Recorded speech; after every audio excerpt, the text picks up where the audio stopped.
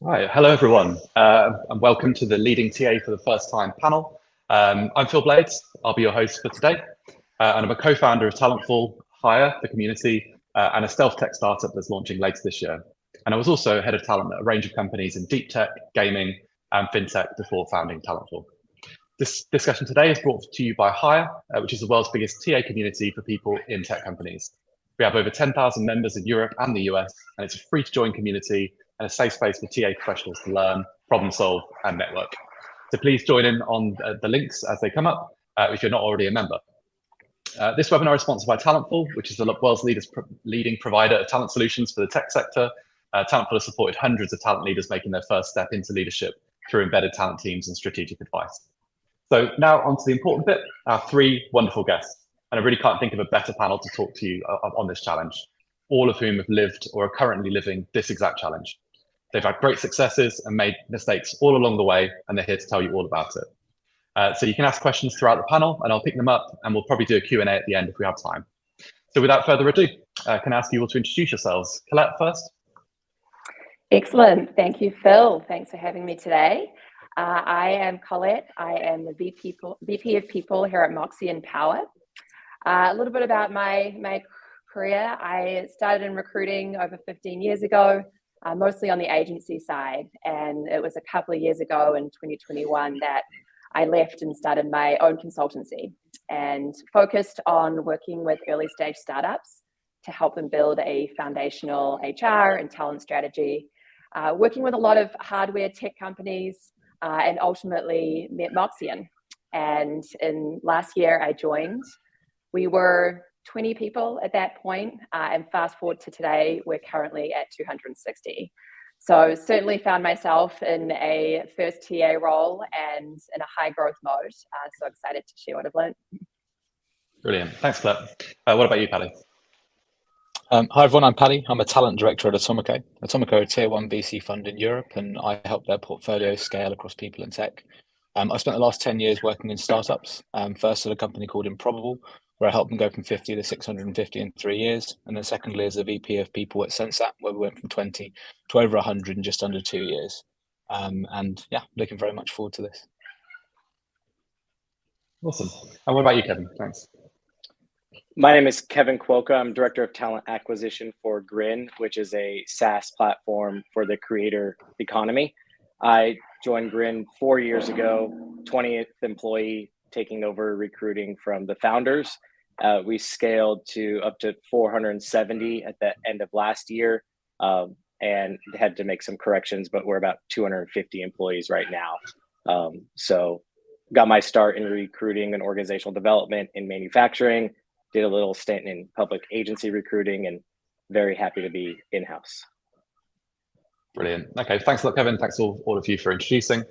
So without further ado, moving on to the first question that I have for you all. So maybe Paddy, if you go first, it's about starting a new role. So what should a brand new TA leader be doing in their first 100 days to set themselves up for success? Yeah, thanks. I remember a few years ago when I started at Sensat, on my first day, the CEO there gave me a long list, and on that list were 100 roles. And he said, we want to fill these 100 roles in the first 90 days. Obviously the first thing I said was no. That would have been crazy. We were about 17 people at that point, so to add 100 in 3 months would have been madness. But I think when you step into that first role as a leader of a talent function, you've got to understand the business context. You need to understand, what is the business trying to do? What is the history of the organization? Who are the key individuals? And what really are the objectives of the organization over the next 6, 12, and 18 months? Upon that understanding, you can build the talent strategies, the plans. I think that where I see the most mistakes being made are where people jump into just doing. So on the first day, they're trying to change processes or they're trying to implement things. I think first off, understand what is happening around you. Who are the key people? What is the data that you have? And the thing that I like to do is jump in by shadowing. See what is working right now in the team. See what isn't working. And don't try and jump into changing things on day one. But keen to know what Kevin and Colette think. I'm envious of you, Paddy. I was given no list of roles that were needed. So at least you were on the far end. the way I approached it going into a new team, a lot of people had been there quite some time, even though it was a small company, is I interviewed everybody. I needed to know what their roles were, what their departments were, how they interacted. I'd never been in SaaS before, and so needed to learn what a customer success manager does and what do sales do and how do they sell. So I did shadow some CS calls, some sales calls, and I was really big on understanding the culture that had been built, because that was a big thing that I was looking forward to in building a company, is around the culture. And so finding those common threads of what made people enjoy working for GRIN and wanting to then multiply that and make sure that we were really conscious of who we did bring in those early days. Because when you're hiring the first of a team of one, that sets the path for what that team is going to be. That was my first 30, 45 days. Great. What about you, Colette?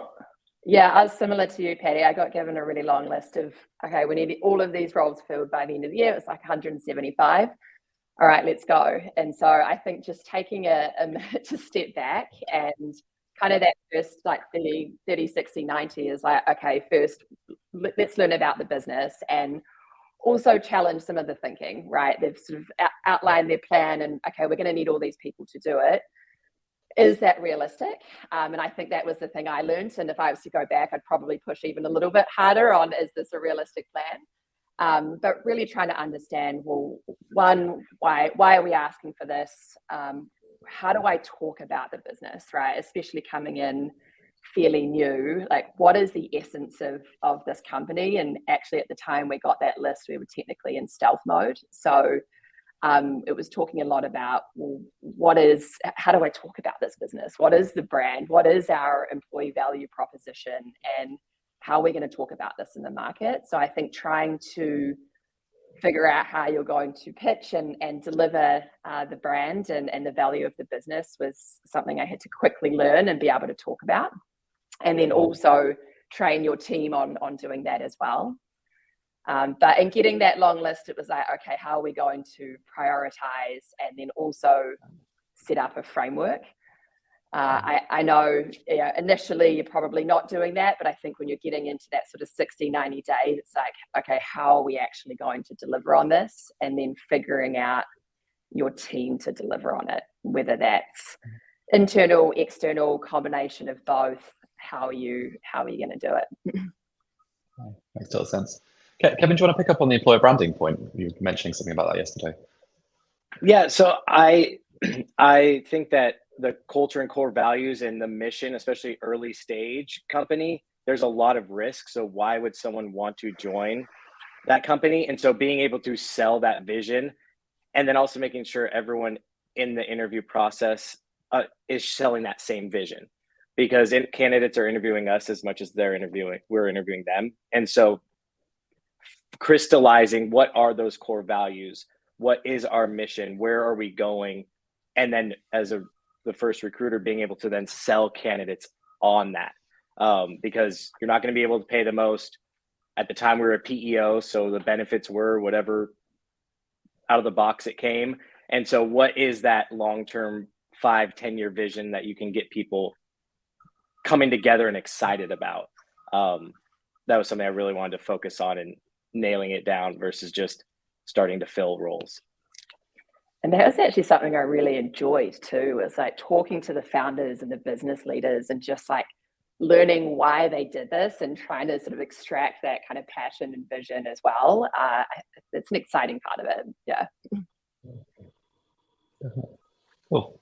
One of the things I think that's really important, especially when you're making the first transition to that first in-house role, is building a budget, because it's not something you've probably done before if you are an agency or various other types of company role. So could anyone talk on how you would build that first budget together? Anyone fancy that one? Yeah, I can talk. Patty, go. Yeah, sure. Yeah, so I think it's something I've seen a couple of times now. I think there's always hesitancy around spend, and particularly now there's a lot of thoughts about how do we do things efficiently. The real bottom line of it is that to hire great talent, you are going to have to invest resources. Some of that is cost. on the back end of looking at the budget, you've got to look at what an approximate cost per hire is going to be. Now, if you're recruiting 1 or 2 people in a year, cost per hire is probably not going to be that useful a metric because it's going to be way off. But if you're recruiting kind of pretty consistently, sort of tens a quarter or so, cost per hire is a really important metric to use. And cost per hire is calculated as the total cost of the recruitment function. So that would be salaries of anyone working in recruitment, costs of ATSs, tools, advertising, agency fees, any of these kind of fixed costs like that, divided by the number of hires made in a calendar year, and you report on it on a calendar year and a 3-month rolling basis. Now, I've seen cost per hires range from everything from sort of $3,000 a hire on the very low end, all the way through to kind of 50 grand on the high end. Now, I'm not suggesting that you should be aiming for a 50 grand cost per hire, far from it. But I think as you kind of get the benefits of a bit more scale and you get a few more hires coming through, anything between kind of like 5, 6, and 7 grand in those kind of first 6 to 12 months is probably about right. The reality is you're going to have to use some agency resource. You're going to have some costs with ATSs and things like that. And I think that when you think about your budget, it's understanding what is the volume, what are you going to need to execute on that, and having a bit of a view on how many people a month you're going to need to hire and what capacity you have as an individual. I think it really does depend. If you're the first person in talent, it's likely just going to be you for a period of time. And therefore, you've got to model in kind of those extra costs at the beginning before you can really ask for a headcount or look for more fixed costs in that regard. So yeah, I'd probably work backwards from what's an approximate cost per hire, what the budget we're trying to set out here, and then look to kind of use my resources within that. I think those are mainly UK figures. On that calculation, you're just using hard costs, like hard dollars, not the value of the time for that interview process and to make the hire? I would measure that separately, but that doesn't come under how you calculate cost per hire. That is a different business cost of hiring, but it's not strictly cost per hire. But it is something you should track. Like number of engineer hours used per engineering hire is really important. Hiring manager time. Generally speaking, if your company is growing at any significant rate, you should expect that anywhere between 10 and 15% of your business's time as a whole will be spent on hiring. And for managers, that will be higher. And then for some sort of individual contributors, that'll be lower. I think for executives, particularly founders, they really should anticipate spending anything up to almost a day a week on hiring, at least thinking about their team and hiring. I think in the budgeting phase too, something to account for is there's visas, right? How much you're going to spend on attorney fees, immigration, and overall what your strategy is around that. I think that adds a pretty significant amount to the budget and can be a bit of a sticker shock if you're working with founders or senior leaders who haven't necessarily experienced that. So it kind of comes back to that cost to hire, and then also what are you tracking to be able to show that return over time as well. I think there was some big ticket items when we first started that seemed high, but when you broke it down into like, okay, actually it's this per person, it didn't seem so so high anymore. Yeah.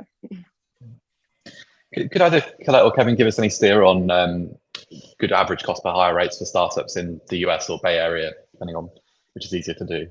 Because obviously those were UK figures for Paddy. I think it depends on the type of role, and for me, the season that we're in. 2023 seems to be a very different recruiting than 2022. Second half, first half, I feel like we're on our 5th moon of recruiting the past 3 years. I personally have not. I took a lot of notes from Paddy. I've not been tracking cost per hire. So for us, it was just we need to hire.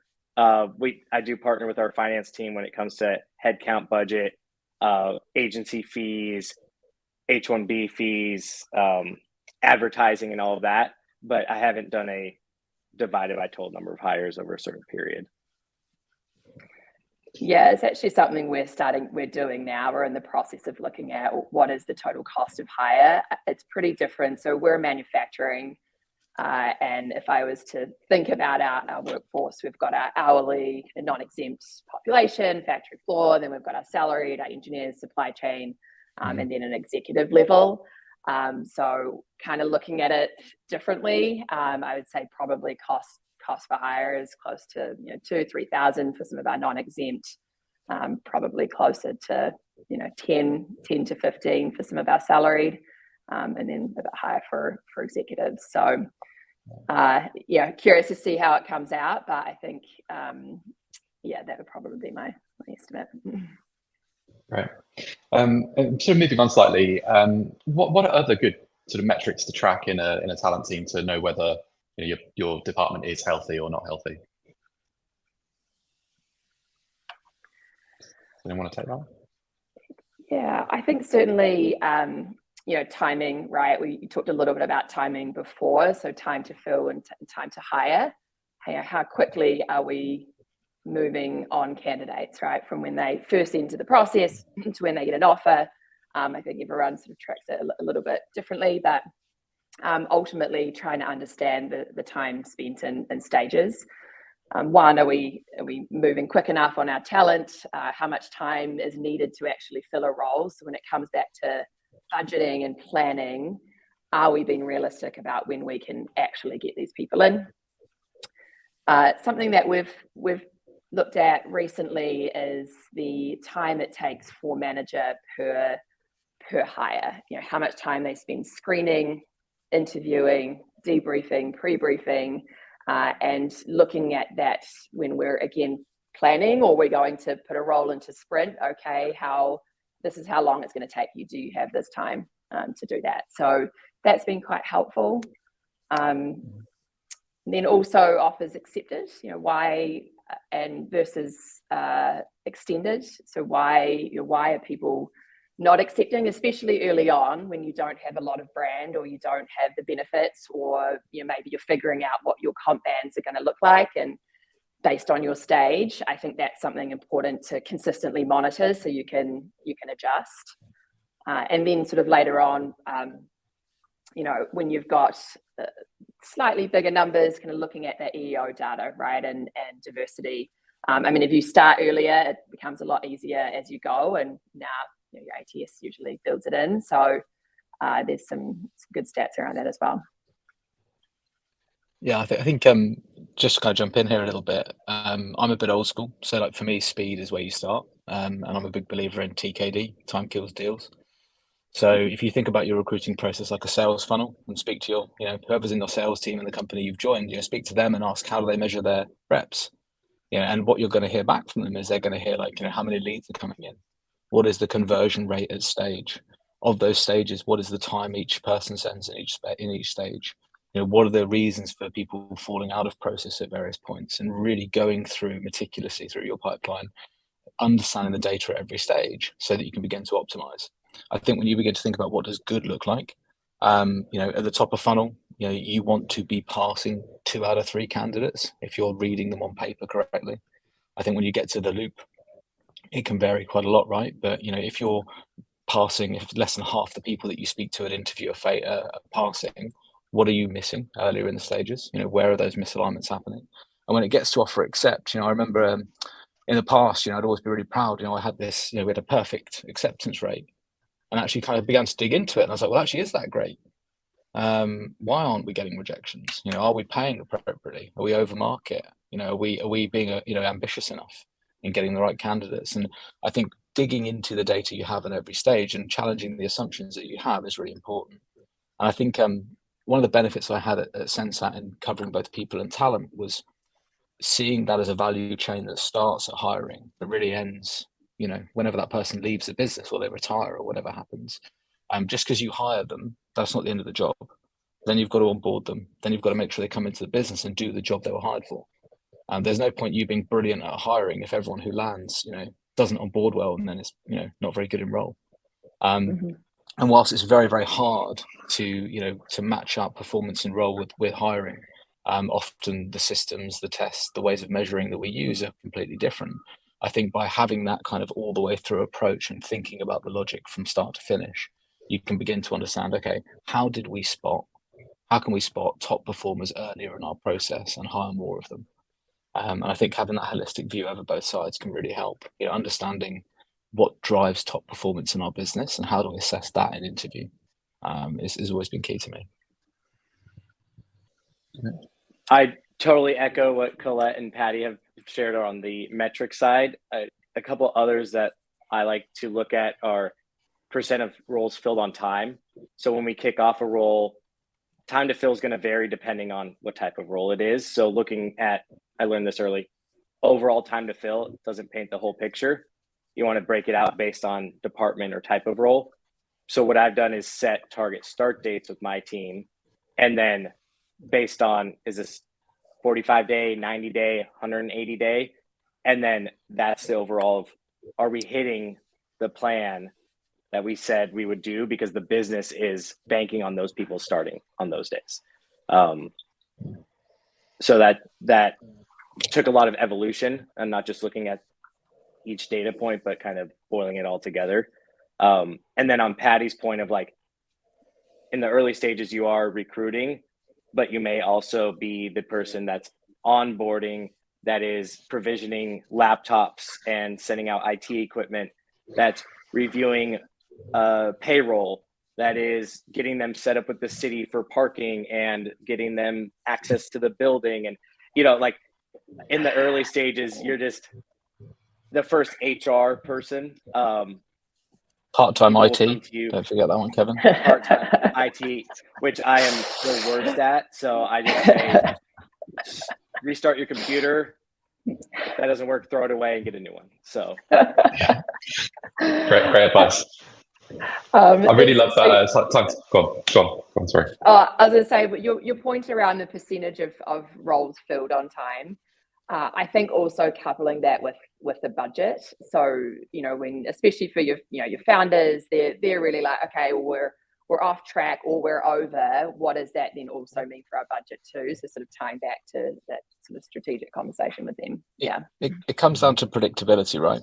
So, you know, I have the vantage point now of working in a VC, and I see many companies. And one of the biggest things that, you know, with the board are looking for, and one of the biggest things that companies are being judged on, is like, did you do the thing you said you would when you said it would happen? And what a lot of executives don't think about, and a lot of, particularly in sales, where I think is one of the key areas that, you know, we should talk about today. If you don't have reps in seat and they are not ramped in time, you will miss targets. And in a macro like this, if you miss targets 2-3 quarters in a row, your company might die. And I think really, as recruiters and as, you know, talent leaders, we have to ensure that, you know, the VPs of sales, the heads of product, or whoever we're supporting, they have the tools at their disposal. And it's our job to make sure that they are there when they expect them to be. So being 6 months behind on a sales hiring plan, that can be catastrophic. So I think increasing that predictability, you know, increasing that kind of reliability is absolutely crucial. Yeah. I think this sort of leads on to the next point I wanted to talk about, actually, which is how do you align to business strategy? Because I think that's one of the things that you do see TA getting disconnected from. So I've spoken to quite a lot of people recently that, you know, you do see TA orgs that kind of are very independent for the rest of the business, when actually they should be right at the center of it. So maybe someone could talk on how do you get aligned? How do you understand what those key drivers are for the business, and how do you get your TA team aligned to them?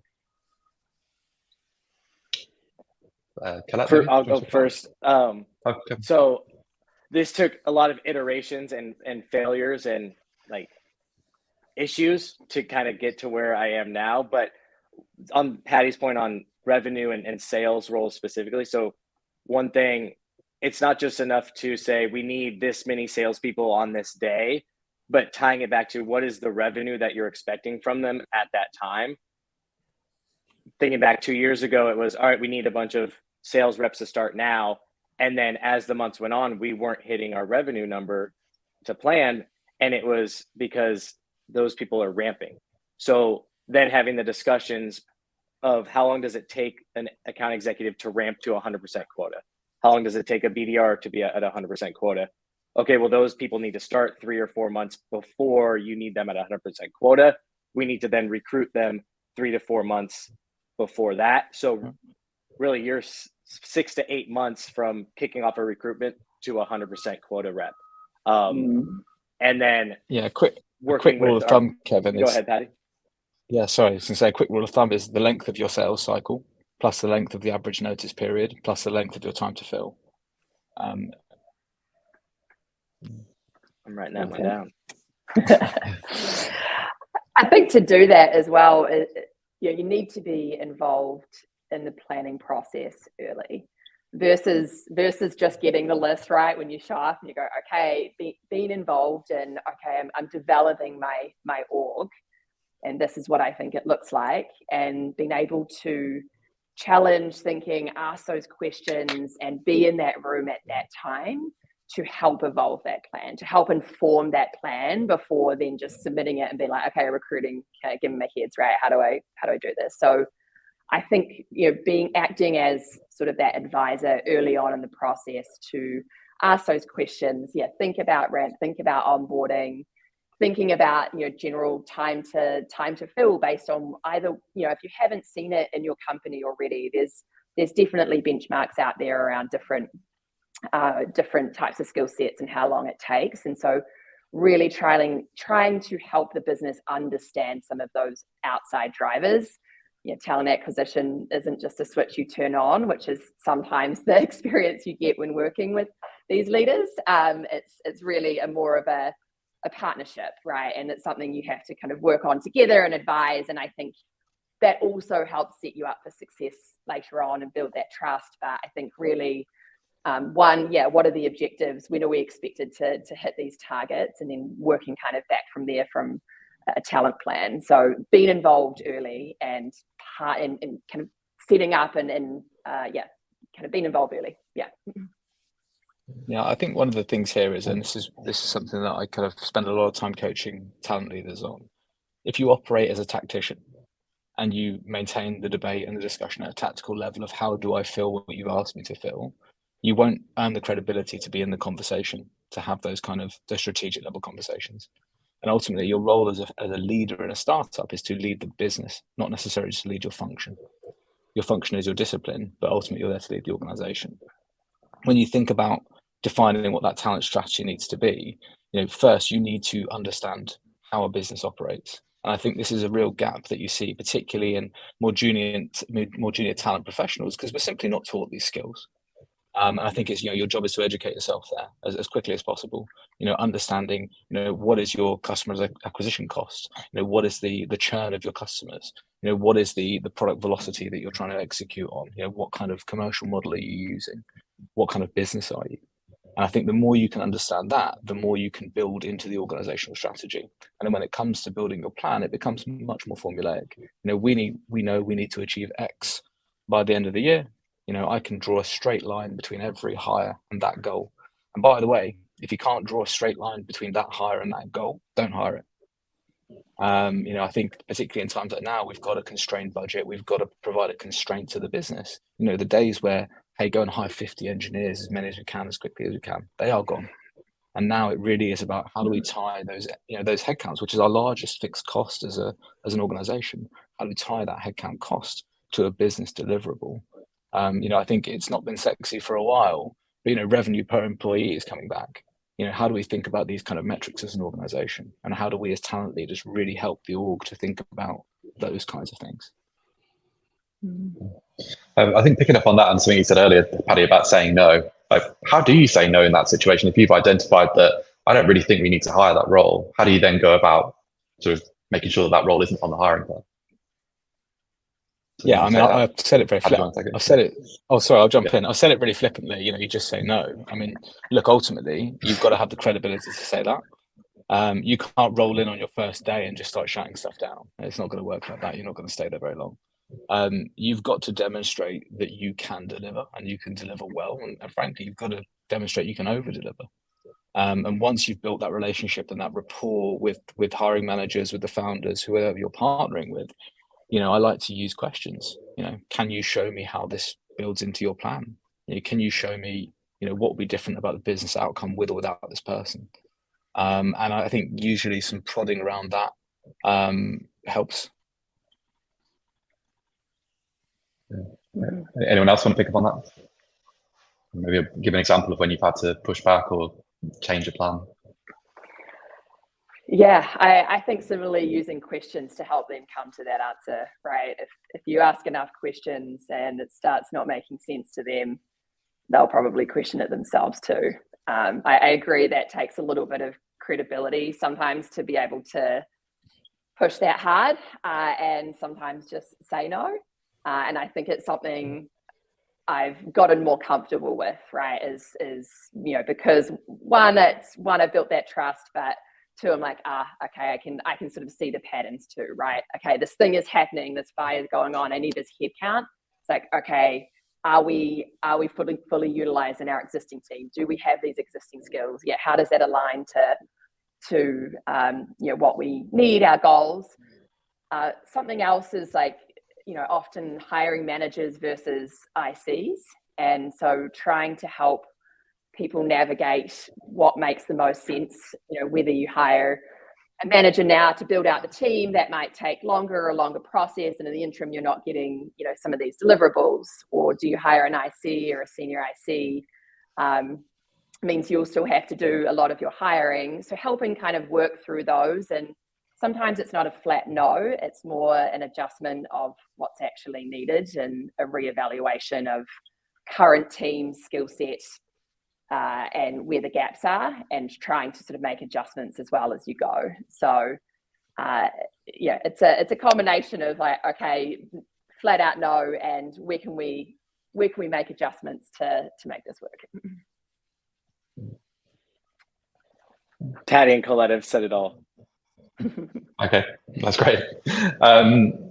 So I guess sort of taking on from Colette's point here, how do you, if you think, okay, we do need to deliver this hiring plan, but I haven't got enough people in the team, at what point do you start looking at partners, and how do you decide what kind of partners to use, or what vendors or tools or that kind of thing?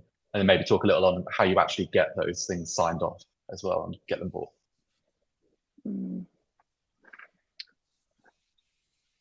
Yeah, I kind of look at myself and where my own core strengths are, and what is the team I need to build out. So we're knowing what I don't know first, and where am I going to have to bring in resources, either externally or internally. And then looking at the plan we've set out, and what makes the most sense, right? Where do we have the highest volume or the most challenging roles? Do we think there's going to be a high number of visas? Bring in an immigration attorney, and then really dividing it out from there. I think there's an element of looking at your external vendors, right? Looking at agencies or RPO.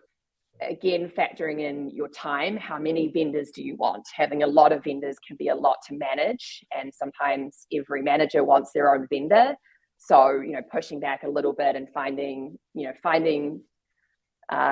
right number of vendors that you can manage, and that your hiring managers can manage and get access to, right? Having 3 different vendors on one role isn't actually going to help your manager necessarily, even though they might be asking for that. It's helping them sort of understand that and fill in the gaps. And then looking at your RPO type solution. Okay, if you want something long term, but maybe you don't need, you think, okay, in the hiring plan, we're actually going to be pretty stacked in our engineering team. We don't need to hire much more beyond this. How can you solve for a medium term solution versus just hiring your own internal team as well? So it was really combing through the hiring plan and looking and sort of allocating resources based on what was in there. So we ended up using Talentful and having a kind of a solution we could go up and down with, right? Like when we actually needed to roll off, it was like, okay, cool, we've closed this out, we've done a good chunk, or we needed to pivot some of the skills that we were working on. Then in combination with, I guess the value there was also being able to have people who weren't just delivering you resumes, but actually being able to also screen and close things out in your system, and build a kind of ongoing relationship with, that can also talk about your brand, that can be embedded and part of that. But then also thinking about your own internal team, I think is important, right? Having some players that can be a bit of a jack of all trades. Is you're also a HR person, you're IT, right? So thinking about your own internal team and getting the right skill sets and hiring for the right people that can operate in that sort of way. One thing you mentioned, Colette, that brought nightmares back to me was the vendor management piece. So early on, either hiring managers that have experience with other agencies before, or they're new to being a hiring manager and now they're getting all these emails and resumes, and all of a sudden you find out that they've been interviewing and talking to a candidate that there's a 30% fee attached, and you're like, we don't have an agreement signed. Where's this money coming from? And so corralling and being that vendor manager, I realized, was a big piece of it. And then identifying how you're vetting your partners, to your point of like 3 agencies or 5 on one role tends to create a lot more work and noise than just maybe 1 or 2, and then holding them accountable throughout the process. So if they're just consistently not getting candidates past a certain point, just stop working with them and let's go work with someone else.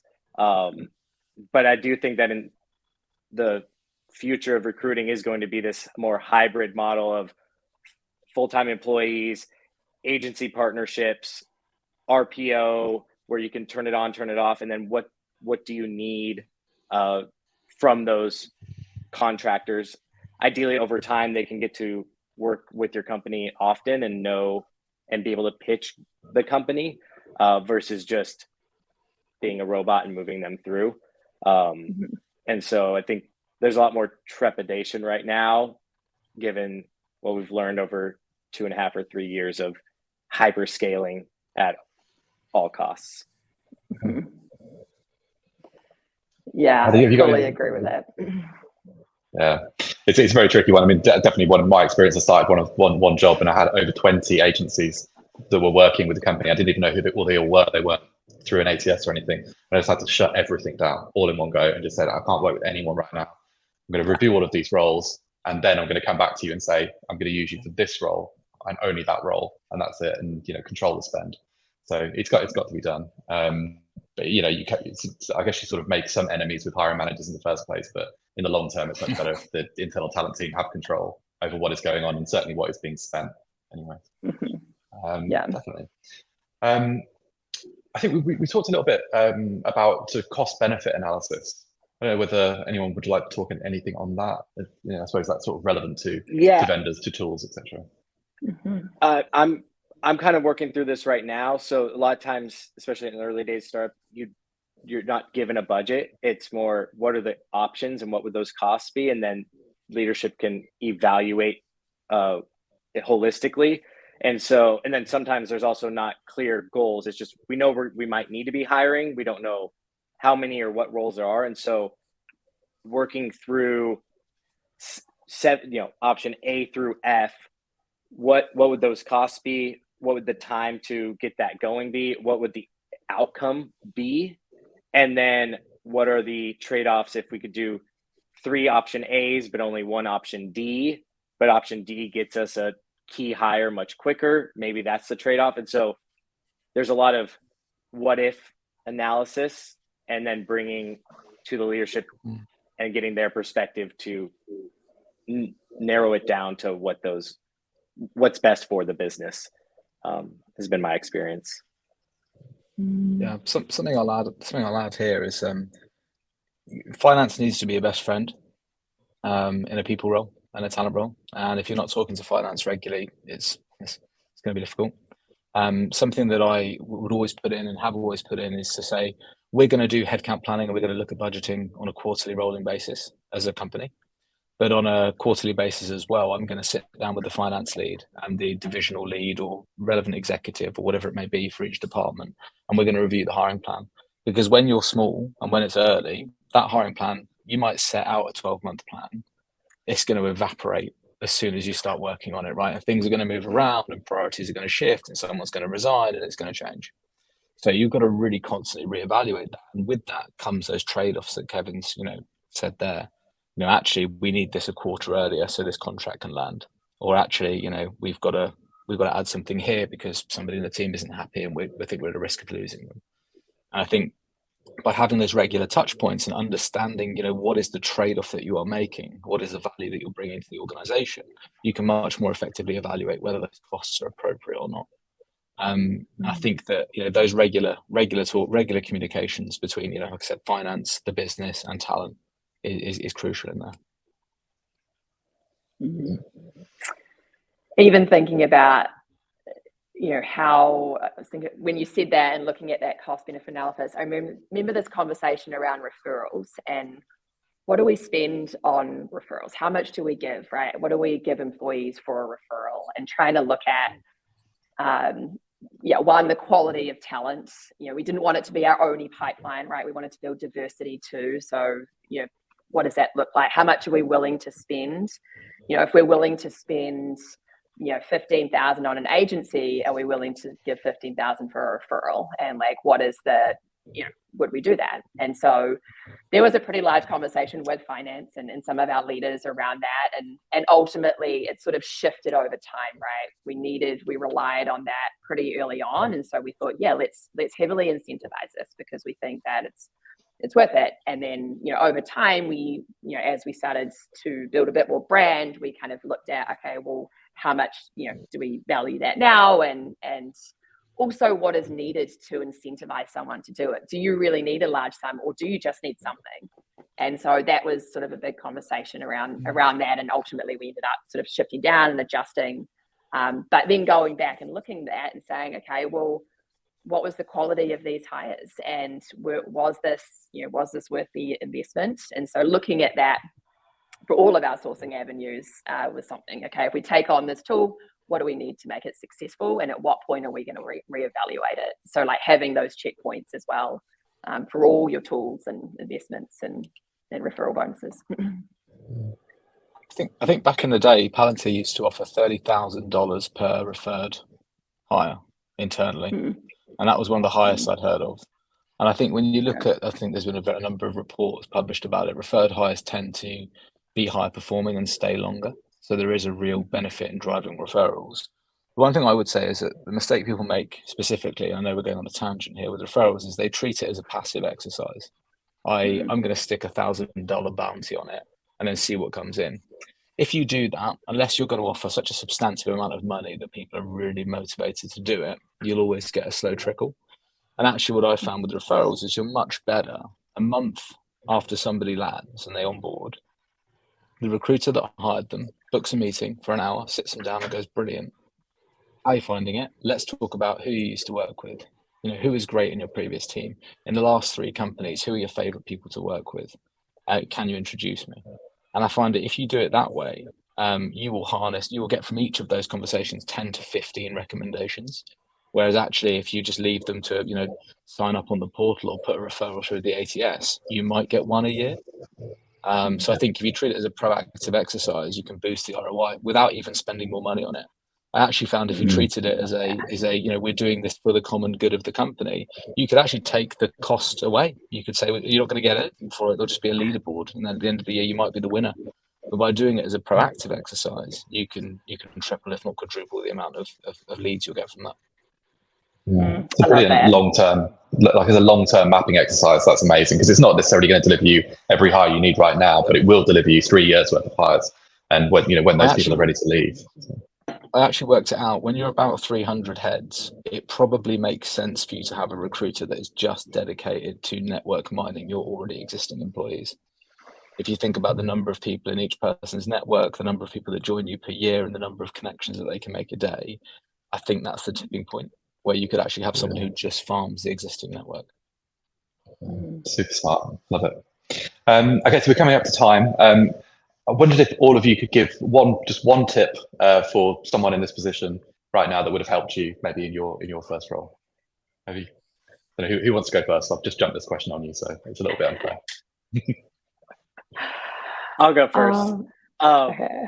I think going back 4 years, and this is something my CFO, when he joined about a year and a half after me, started talking about, and it didn't click for a long time, was building for scale.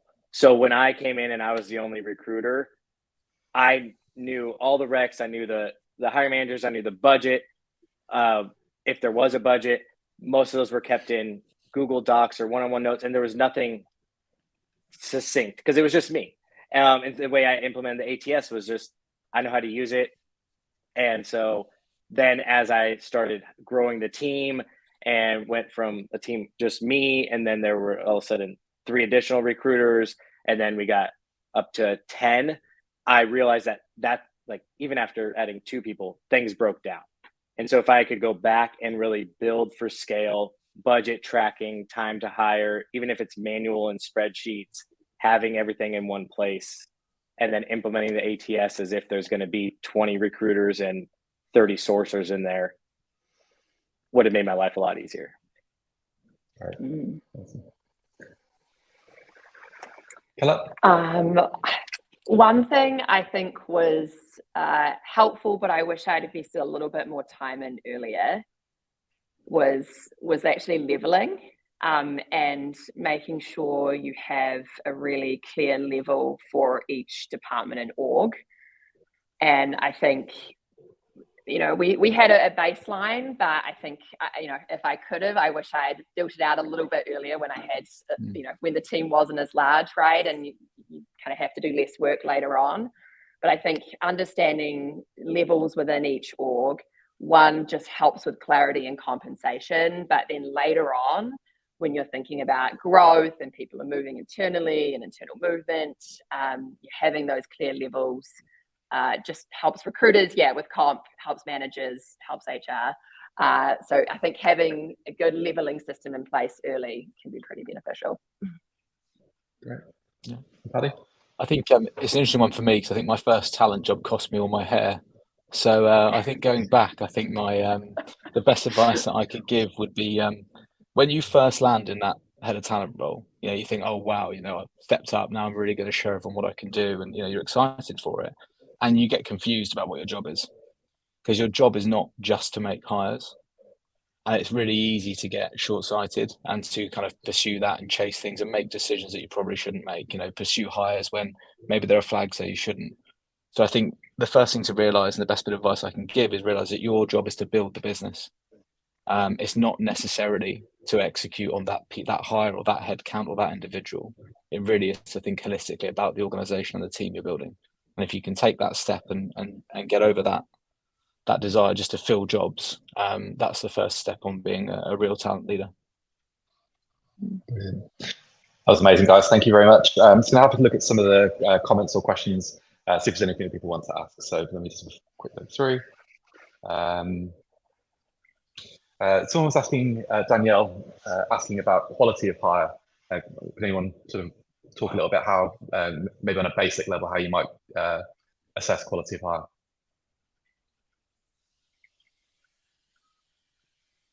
I can jump in. I think if you're really small and you don't have much in place, so you don't yet have as Colette was talking about, a lot of companies don't have a leveling framework, or they don't have like a really thought out performance system or anything like that. I think the first thing to do is say, you know, what proportion of people are passing probation.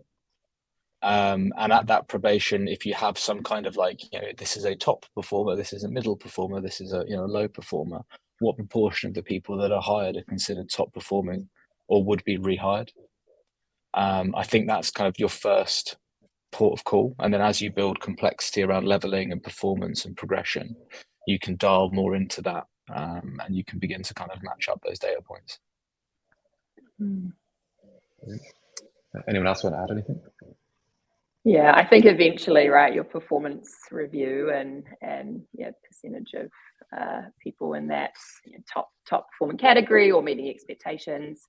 I think it is a little tough early on. There's some interesting tech out there as well that can help you sort of track your competencies, and then if you're looking at those same competencies through your performance review cycle, and it's what you're hiring for, then you know that can be a good sort of indicator if you're one, hiring for the right thing, but also making quality hires. Our business partner team tracks at the 90 days. So Patty, your kind of probationary period. So each new hire has a 30, 60, 90 plan, and then our business partners meet with the managers. Are they on track? Did they achieve that plan or not? It's a very rudimentary way, but then basically, are they thumbs up, they're on track? All right, that quality of hire is good. Thumbs down, that's bad. Colette, I'd love the idea of like on the performance management side of those performance reviews, pulling that together.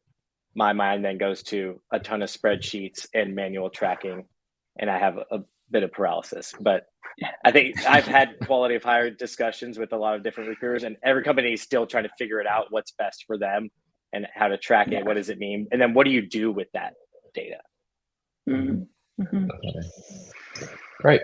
And then we've got one more question here from Kelsey. So she's saying, in an early stage startup, every hire is so crucial. For the interview process, how do you balance time to hire whilst also ensuring that you're hiring the right person?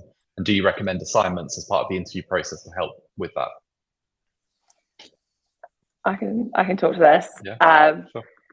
So pretty early on, realized it was going to be important to build a clear process of what interviewing looks like at Moxion, and getting everybody aligned on that did require a little bit of training. So getting interviewers ramped on, interviewing it the way Moxion does, removing bias, kind of setting up some frameworks to do that. So we did a fair amount of training with our interviewers, and we basically trained what was the whole company at that point. And now we're sort of selective, like who needs to be an interviewer and who needs to go through it. And so I think that's, having enough interviewers available that are trained and understand the process can help reduce that time, right? Because you're not just relying on the same 5 people to constantly interview. So I think getting trained interviewers early and aligned on the process is super helpful. We also did a fair amount of work with our hiring managers around what are we interviewing for, and making sure that we're asking questions that align to actual competencies for the job, and not just going in there and asking every person asking the same thing. So really trying to nail down what are the interview questions, building a library for people to pull from if needed, but sort of coaching people on how to, dig in. And so I think spending a little bit of time getting that process right and training interviewers helps it move quickly, but also maintaining that quality.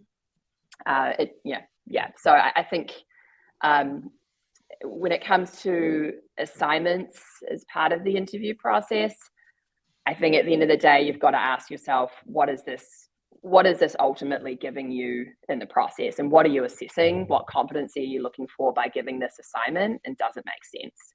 In some cases, it does. In some cases, it's hard to draw that line from what this does to the competency. So then you should reassess whether it's worthwhile. We actually have, in many roles, we'll ask people to do a presentation. And sometimes the presentation is like, you're going to be presenting on a consistent basis, so we're judging you on presentation.